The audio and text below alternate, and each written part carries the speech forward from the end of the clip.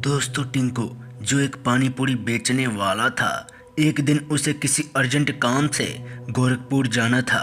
वो रात की आखिरी बस में चढ़ गया जो लगभग खाली थी। टिंकू पिछली सीट पर बैठ गया और अपनी आंखें बंद कर ली। बस अपनी रफ्तार में अंधेरे को चीरते हुए आगे बढ़ती जा रही थी। समय गुजरता गया। अचानक उसने अपने चेहरे पर ठंडी हवा महसूस की और उसके बाद वो अपनी आंखें खोलता है तो क्या पाता है, बस की खिड़कियां खुली थी और तेज बारिश हो रही थी। बाहर से ठंडी ठंडी हवाएं आ रही थी जो उसके रीढ़ की हड्डी में सिहरन पैदा कर रही थी। टिंकू उसे बंद करने के लिए उठा, लेकिन जब उसने ऐसा किया तो उसे कुछ अजीब लगा। बस ड्राइवर कहीं नजर नहीं आया। बस अंधेरी और सुनसान सड़कों पर तेजी से चलती हुई अपने आप जा रही थी।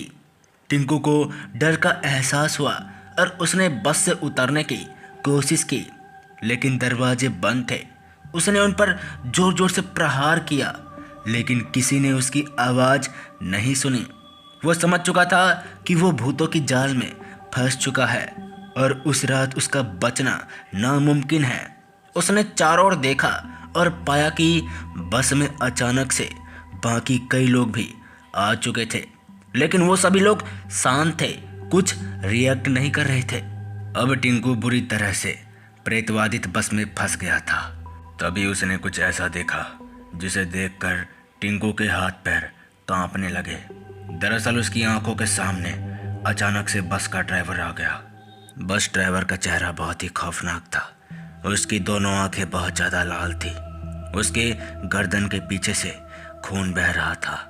वो मरा टाइप का लग रहा था। ये देखकर टिंकू को अपनी रीढ़ की हड्डी में ठंडक महसूस हुई और देखते ही देखते टिंकू वहीं बेहोश हो गया।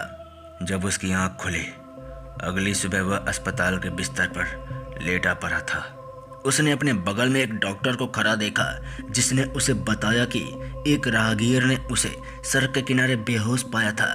डॉक्टर ने कहा कि उसे बहुत गहरा सदमा लगा है और वो काफ़ी डरा हुआ है। टिंकू ने उस पर विश्वास नहीं दिया और जोर देकर कहा कि ये सब वास्तविक था। उसने बस और अन्य यात्री के बारे में पूछा, लेकिन डॉक्टर ने कहा कि ऐसी कोई बस या यात्री नहीं थी।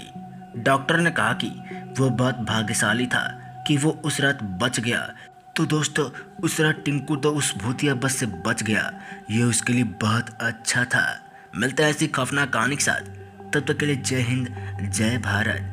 Please like share subscribe this channel.